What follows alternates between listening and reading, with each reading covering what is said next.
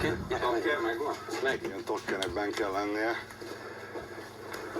De vigyük oda meg? Egyesbe vagy a kettesbe szeretnél lőni? Kettesbe, nem? Kettesbe szeretnél? Nekem de is az AR-rel itt fogsz lőni. Akkor itt minden. Jó, akkor itt minden. Jó. Ide kérlek szépen tedd le az AR-t. Ide, ez az, nagyon jó. Ezekkel, az AK-val egy picit előrébb, meg ebben is egy picit előrébb. Az AK-t ide tesszük. Úgy van. Nagyon jó.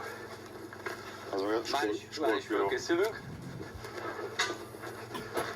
Na kérem szépen. Scorpio Evo 3 ez a fegyver. Ezt abszolút a bevetési egységek használják világon nagyon sokfele. Ő az AK-47-es. Szerintem átítjük, mindjárt.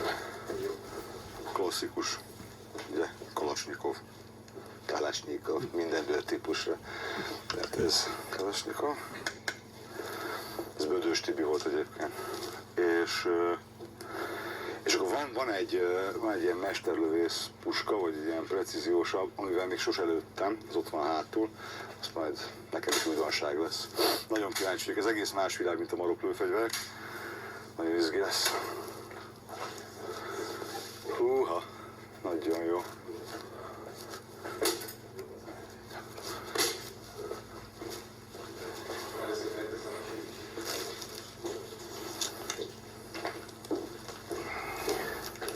Nagyon köszönjük. Melyikkel szeretnél kezdeni? Forgó esetleg? Forgó. Forgó. Jó, azt mondja, az le van téve szerintem.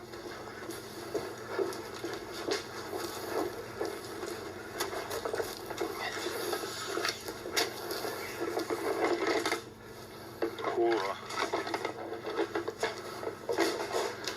De jó. Kis kedvenced. Jaj, de jó. Az a kérésem, hogy ezt gyere te. És sárazd be. Istenem. Hogy? Jaj, de kíváncsi vagyok ilyenre. Hát ez egy más világ. Más világ, de Ez nem baj. teljesen más világ. Mindok kérem. Ó, köszönöm este. Kösz. És még egy. És még egyet. Okay. Az a kérésem, hogy vagy a baloldali, vagy a jobboldali lőlapba, menjünk egy picit közelebb. És igen, még. Melyik szimpatikus neked? A jobboldali? Baloldali? Jó, az a kérésem, hogy szóld rá a fegyvert, húzd hátra a kakast, hogy akkor éppen, hogy csak ez az. Utána így van. Minden egyes lövésnél szépen hátrahúzod, akkor éppen, hogy csak hozzá kell érni. Ha felkészültél, Oké. akkor mehet. Jó? Felkészültél, mehet. Szép lassan ott tartod a közepén és elhúzod. Picit följebb, kakast húzz hátra. Kakast. Eltartsuk.